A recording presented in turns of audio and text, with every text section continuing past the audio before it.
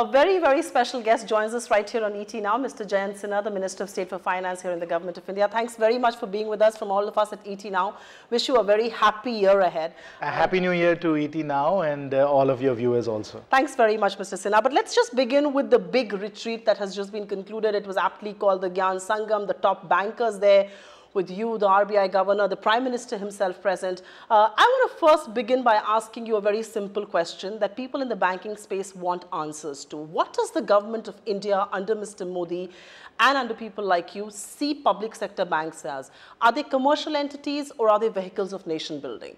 Well, the answer, of course, is both. As the Prime Minister said in his speech to the bankers, we don't want any interference. That is, the bank should be able to do what they're supposed to be doing as commercial entities and doing it well and doing it efficiently.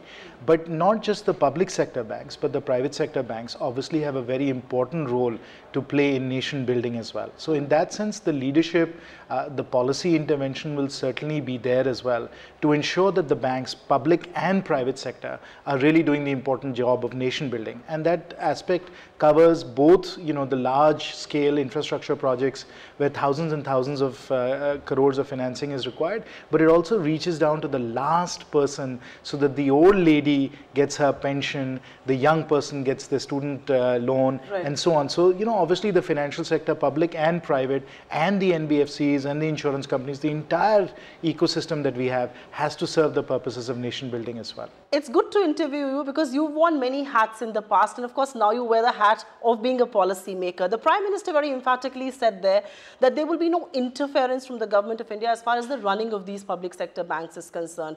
How are you going to convert this into actuality? Because at the same time, you want credit offtake. You are going to push these banks to lend more. You are going to push these banks to lend to priority sectors. How then will you balance out no interference vis-a-vis what you want banks to do? No, I think the answer is very simple. As the Honorable Prime Minister said and the Honorable Finance Minister said as well, our goal is to be able to ensure that the public sector banks and financial institutions across the board have the autonomy to make the right commercial decisions. And when they make the right commercial decisions, market forces, the demands of consumers, the demands of businesses will be such that they will find it either attractive to provide credit or not attractive to provide credit. And of course, that will then happen naturally by itself. Our job as government is to be the facilitator. We need to put in place the appropriate regulations, the appropriate framework so that the banks and other financial institutions do what is commercially appropriate to do. Of course, with the RBI playing the role of a very prudent and thoughtful regulator, the government in its role as an owner and a shareholder of the public sector banks have obviously an important policy role to play. But ultimately, in terms of matching the needs of millions and millions of borrowers, millions and millions of depositors, and the full range of products and services, this is something that only the market economy can do well. And so what we have to do is to reduce distortions, provide the autonomy so that these decisions can be made on a commercial basis. Sir, whenever you speak to any banker or whenever you speak to anybody who's a stakeholder in India's economy or India's banking system, they all say this sector is crying for reforms. Your government seems to be serious about this. You've started the whole process of reforms. You did this big retreat with the Prime Minister present there. The question that some of us would want to ask you is that your government, the NDA government, and it's a house view in order in more ways than one, did say that the stakeholding in public sector banks can actually go down to 33%. Your government wants to keep it only at 52%. In some sense, aren't you taking a step back? Because everybody you speak to says reforms can begin if the government stakeholding does come down substantially. No, I think the Jnana Sangam was very, very unprecedented in the scope and the nature of the participants who were there. Obviously, we had banking executives, we had insurance company executives, we had policymakers, we had academic experts, consultants, regulators, everybody was present. And we were thinking about precisely the sets of issues that you spoke about. I think, as I said, the first and most important priority is to provide the banks the operating autonomy and the professional management and the capabilities that they need to be successful so that they can compete on a level playing field. So certainly we are going to do that, number one. Number two, what the government is determined to do as an owner. and we are of course the custodian of, of what the people of India have given to us, which is really the ownership of these banks. As the custodian of that trust, our job as an owner and a shareholder is to ensure that these banks are obviously provided all the resources and tools and capabilities they need to compete and be successful, and therefore also to have the capital, because obviously there's going to be a capital shortage as these banks grow, to provide them the adequate capital that they can grow. But every time I look at what's in the media, Supriya, and I hear what people talk about, people talk about capital. Right. The reality is that the talent shortage in the public sector banks is actually far more acute than the capital shortage. So we really have to also focus on the talent shortage. We have to free the banks to be able to professionalize management, bring in people laterally, bring in high quality people, and that's how we as an owner, as a shareholder of these banks, are really enabling them to compete and to move forward efficiently.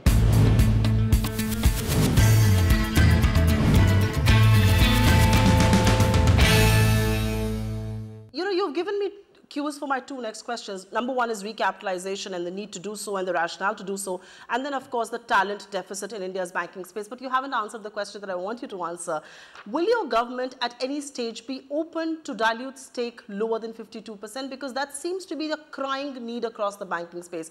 Why be obsessed with majority ownership? You can still control the banking space with a 33% ownership, which your government in the past has advocated. No, it's a good question, but I think again you're putting the cart before the horse. The issue here is not what our ownership stake in the bank should be. The issue is, are the banks capable of competing effectively and taking forward the task of nation building? That's really what we need to be focused on right now. Now, whether that means that we should own 65% of the banks, 52% of the banks, or some other number, frankly is irrelevant. What is much more important is, are the banks capable of being successful, competing on a level playing field, and doing what they need to be doing, which is to be able to provide a range of products and services. So let's really focus in on that, and that's what we are focused on right now. Right. Actually, if you look at the numbers, the truth of the matter is that the really large infusions of capital are not required for some period of time, maybe 12, 18, 24 months from now. And in any case, I can tell you as an investor myself that at the valuations that we have right now, there is no desire for anybody to want to dilute at these valuation levels. So again, as I keep saying, we are putting the cart before the horse. The important thing we need to think about is, are these banks equipped to compete and be successful? And there, in fact, in some ways, the talent shortage is more important than the capital shortage. Fair point. So what we're trying to do is, we're trying to strengthen the banks. We're trying to give them the operating autonomy. We're trying to professionalize them as much as possible so that they have really good boards, really good management. We've already separated the role of the chairman from the managing director. We are really strengthening the public sector banks, and so that then they can really become effective and compete in the public sector. One final point. Everybody throws out numbers about what's required to capitalize the banks and so on. The reality is that's a moving target. It depends on a whole host of things. It depends on their own capital productivity. It depends on their price to book multiples. It depends on their credit growth. It depends on their profitability, etc., etc. So we don't know what the number should be. What we do know is, as I said earlier, we don't need to inject any capital right now. What we really need to do is to professionalize and equip these banks to be successful. While we are talking about capitalization, I was planning to ask you this much later, but because we are talking about this, there is some view in the expert community, and a lot of economists are now voicing this concerns, that should a country like India obsess or ape the West as far as the Basel III norms themselves are concerned? Because here in the public sector banking space, government is the biggest shareholder. You've got to put in the big money, unlike in the West where private sector guys have their skin in the game. Is there some amount of thinking on those lines? Should India be aping the West, be following the Basel III norms, if at all? In general, my own personal view is I think that the Basel III norms are prudent norms. They're wise norms. They really reflect sound thinking in terms of what's required to be able to run a financial system in a way that creates stability in the financial system. Obviously, this has been considered and thought about quite deeply at the Reserve Bank of India, which effectively is the regulator and the arbiter in these matters. And we are very happy to go along with their judgment and their views in this matter. while we were talking about the reforms in the banking space, it's much in public realm, much debated now, the modalities of how government should own banks. And one of the things is to have a holding company structure, to eventually move to the Bank Investment Committee. Would you at this stage be willing to share some more details of what the thinking within the government is? What should the exact modality of ownership be? Yeah, so as I said before, a number of recommendations came from the various working groups and in the presentation that the chairperson of the State Bank of India provided. Those recommendations are under consideration by the government. We are going to think about them very seriously. As I said before, really from a principles perspective and from a framework perspective, what we're really trying to accomplish is to ensure that our public sector banks are as strong and as vibrant as possible so that they can be commercially successful as well as meet the public needs that we do have. So with that framework in mind, we will consider the recommendations we've got from the working groups and try and figure out what we can implement and when we can implement it. We are considering them in a positive light, and certainly that's what the Honorable Finance Minister has said, and that is really our intent as well. But I'll say it again very clearly that we were very, very clear to the banking executives as well that as far as it comes to interference and the commercial activities of the bank, the government is not going to do that. So that's a very clear commitment that we've made, is that we are not going to interfere in the functioning of the bank, so they will have operating autonomy, number one. And number two, the other thing that we said very clearly is that we want to professionalize the banks, provide them the talent that they need to be able to compete successfully. I want to ask you this question. Yes, you have separated chairman and managing directors.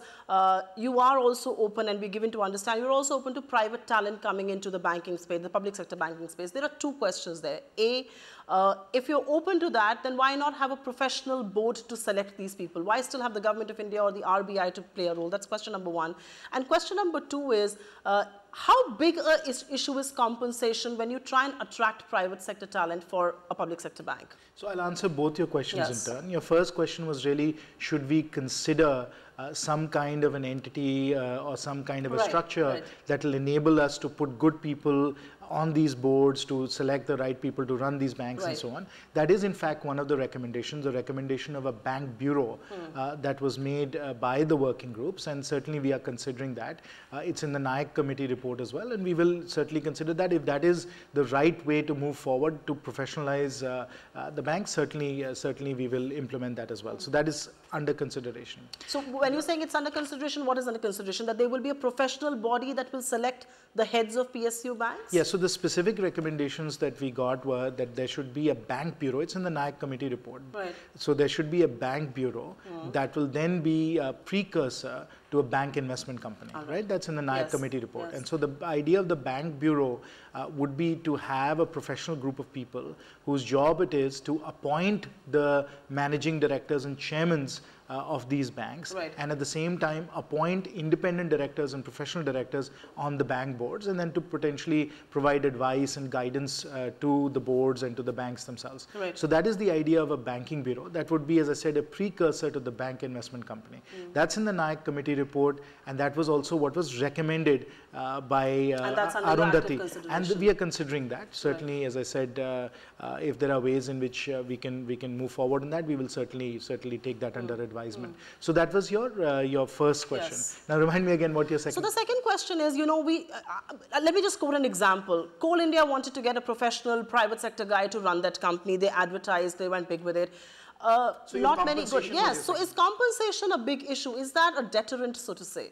No, obviously we are in a situation right now, as per the data that we've seen, that when you look at the highest levels of the public sector banks, that at that point compensation becomes a real deterrent. Now, again, as I've said before, our goal is to be able to provide operating autonomy to the banks, and we do that through the mechanism of independent, empowered professional boards. If it is then, in the best interests of the bank, as per the decision of these boards to enhance compensation to attract world-class talent, then that the board should decide. That should be the ability that should be invested in these boards to make decisions such as that.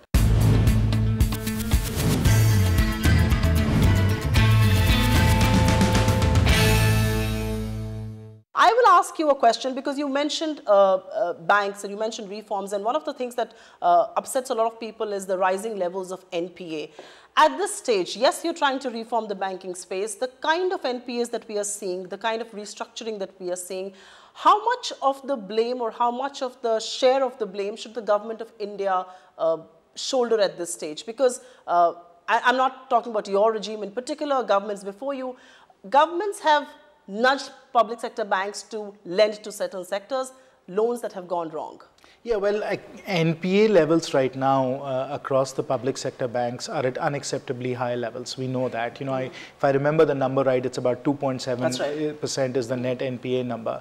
The gross NPA number, depending on the bank, is ranging between 4 to 5%. And there's talk, you know, if you read what the analysts say, that if you look at stress assets in total, it could be anywhere between 8 to 12%. Now, these are unacceptably high numbers. And why are we in this situation?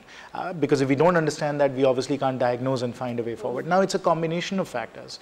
Obviously, there is the whole aspect of crony capitalism that has been discussed quite a bit, where loans were given to people where they shouldn't have been given. And that's certainly something we have to consider. But I think in the last year or so, there have been a number of things that have been done, whether it is what the governor said in terms of getting promoters out, willful defaulters, debt recovery terminals, asset reconstruction companies. So there have been a lot of mechanisms that have been put in place to actually work down those kinds of behaviors and make sure that they don't happen again. So I think we've addressed that issue. Then, of course, we have to address the issue of stalled projects, which have been stalled for a variety of reasons, whether it's land acquisition, environmental clearances, or whatever. There, again, as you know, we as a government have taken it really forward.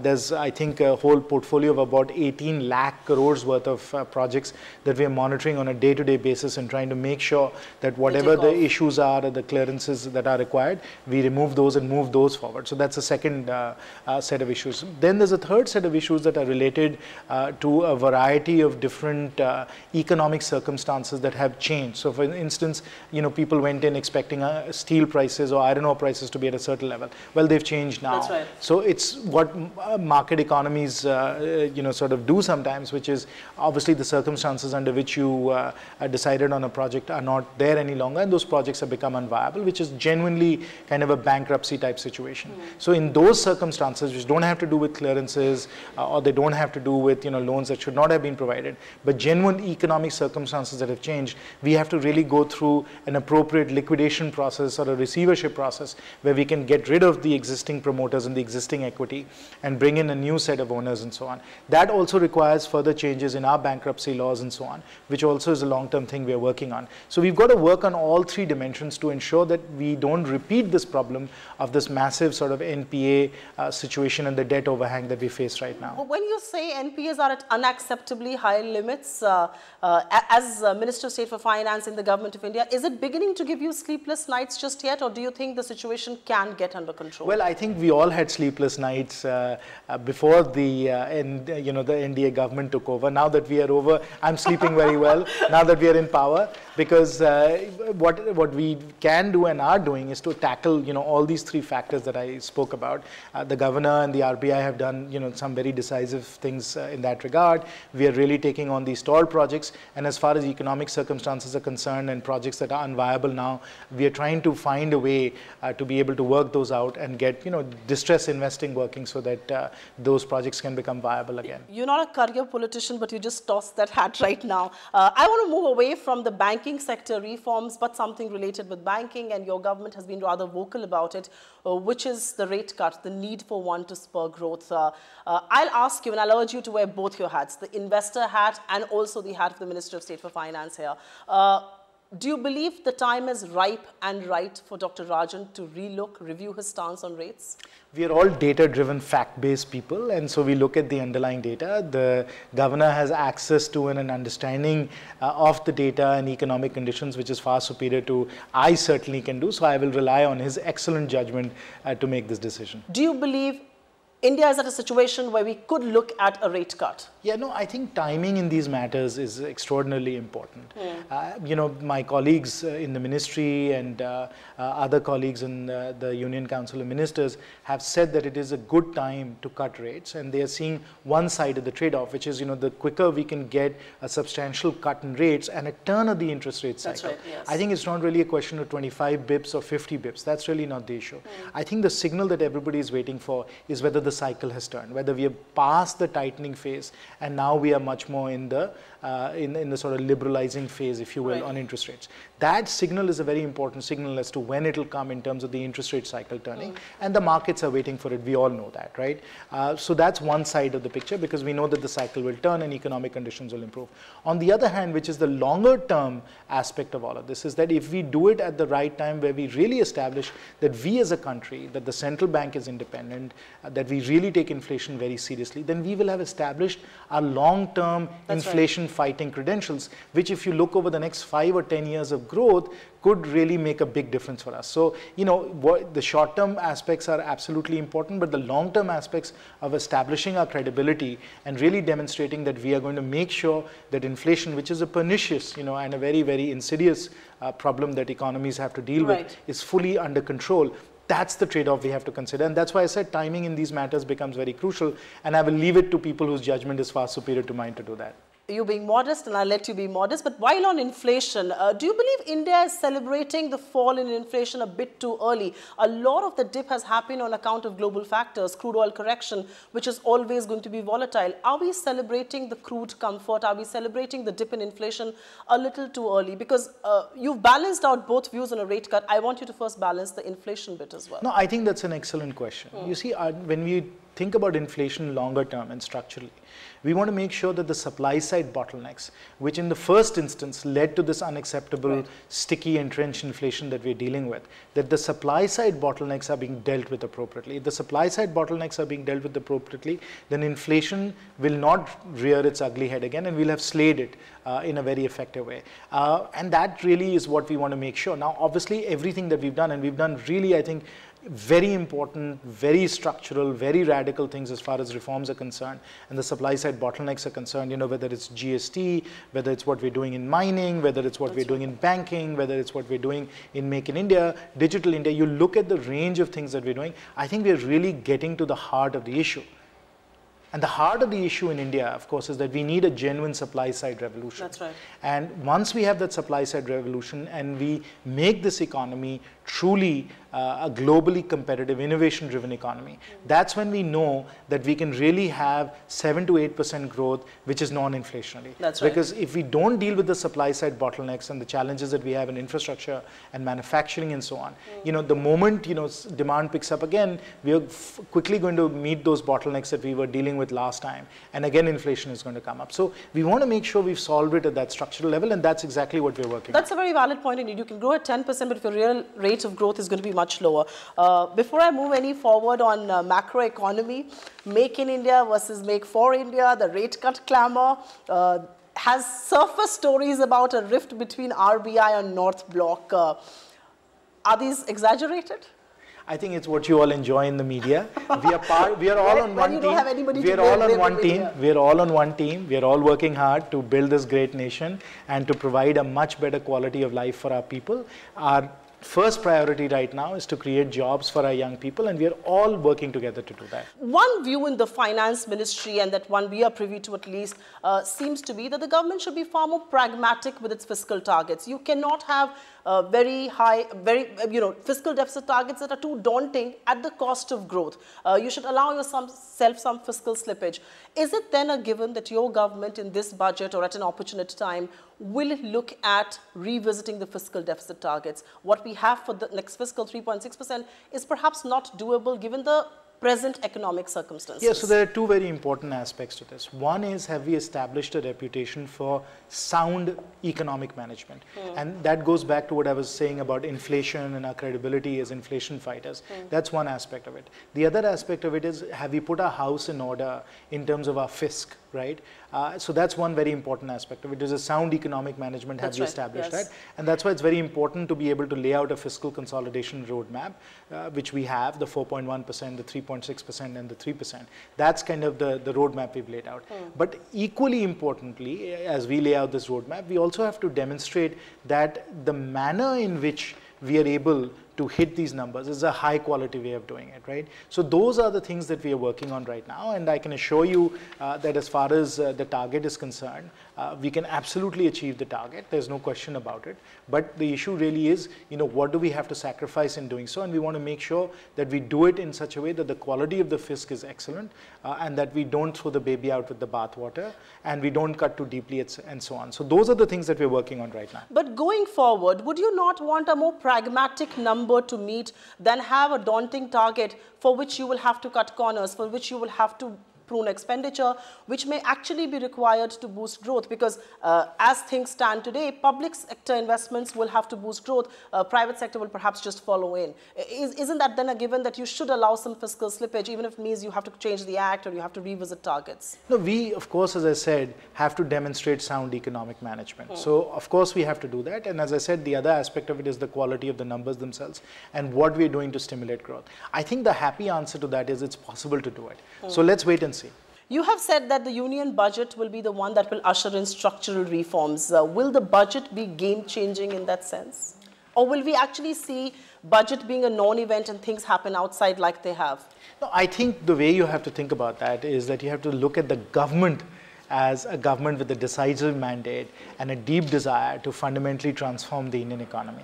The budget is just one milestone in all the different things that we're doing.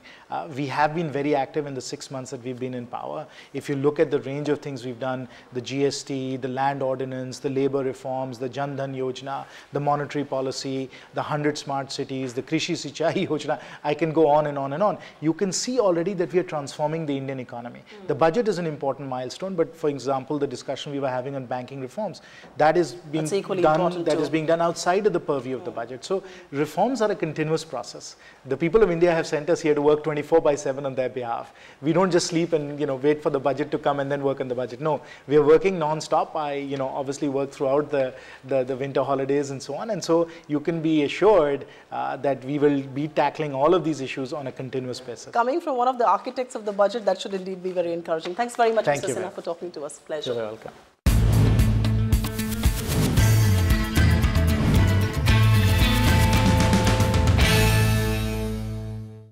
Find us on Facebook at facebook.com/ETNow and don't forget to click the like button. You can also follow us on Twitter at ETNowLive. To stay updated with all our programming, hit the subscribe button on our YouTube channel by logging on to youtube.com/user/ETNow.